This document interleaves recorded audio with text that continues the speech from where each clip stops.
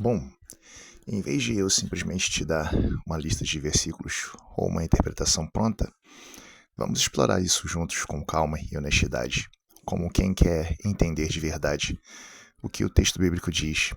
Posso te guiar com algumas perguntas para refletirmos juntos, passo a passo. Quando pensamos em homossexualidade ou relações entre pessoas do mesmo sexo na Bíblia, quais são os textos que geralmente vêm à mente das pessoas? A maioria cita Levítico 18, 22, Romanos 1, 26 e 27, 1 Coríntios 6, 9 e 10 e 1 Timóteo 1, 10. Você já leu algum desses trechos? Qual é a primeira impressão deles?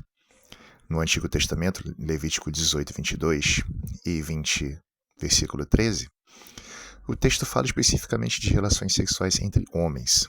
Homem não se deitará com homem como se fosse mulher. Mas não há nenhuma menção explícita em relações sexuais entre mulheres no Antigo Testamento.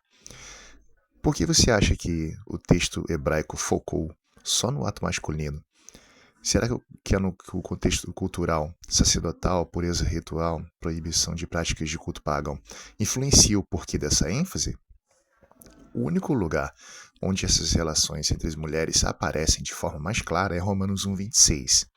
Por isso Deus os entregou a paixões infames, pois até as mulheres mudaram o modo natural de suas relações íntimas por outro, contrário à sua natureza. Como você entende a expressão mudaram o modo natural, por outro contrário à sua natureza? Paulo está falando só de orientação sexual ou de algo mais amplo, tipo idolatria, excesso, troca de culto ao Criador pelas criaturas?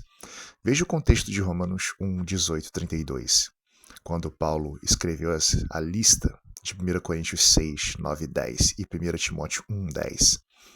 Ele usou duas palavras gregas polêmicas, que é o malakoi, simplesmente os moles, os infeminados, o asenokotai, uma palavra que parece combinar com homem, mas leito sexual.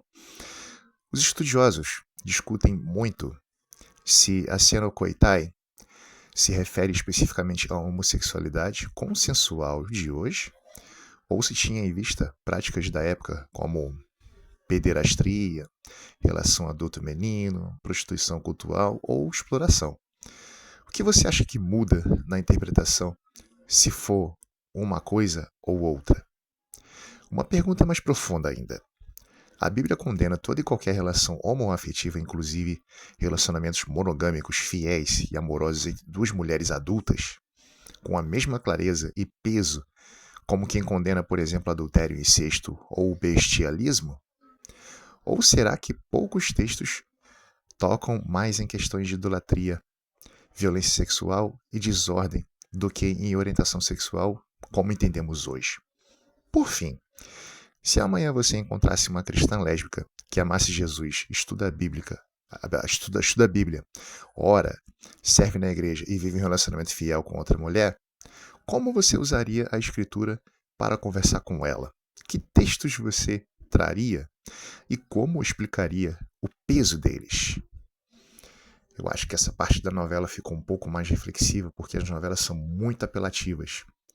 Eu dei só um exemplo aí de vídeo de como a novela torna essa situação um pouco mais apelativa. Os filmes, a mídia em geral, incita a provocar reações nas pessoas com relação a isso, curiosidade e muito mais. Tem muito ainda ao que deve ser tratado com relação a isso. Mas a verdade é, se o plano original não era esse, por que nós temos o direito de mudar o plano original de Deus, homem e mulher? Para que mudar isso? Mas o mundo mudou muita coisa. Muitos valores estão invertidos, muitos valores foram acrescentados, valores que não são valores, que são deturpações. E quanto mais se luta contra isso, o objetivo aí desse vídeo é mostrar que isso existe, a luta contra isso, mais incita isso a acontecer. Por instinto, por natureza, por vontade, por fuga. Pode ser tudo isso e pode ser outra coisa também. Outros dizem que já nascia com pretensão a fazer isso. Outros dizem que já queriam fazer isso há muito tempo e só tiveram coragem de fazer há pouco tempo. Outros dizem que isso é uma aberração da natureza, outros dizem que isso é doença. Cada um diz alguma coisa. Mas o importante é, não podemos negar que esse tipo de situação é uma situação apelativa e que realmente muita gente leva isso ou na brincadeira, ou não tá nem aí, ou leva a sério demais.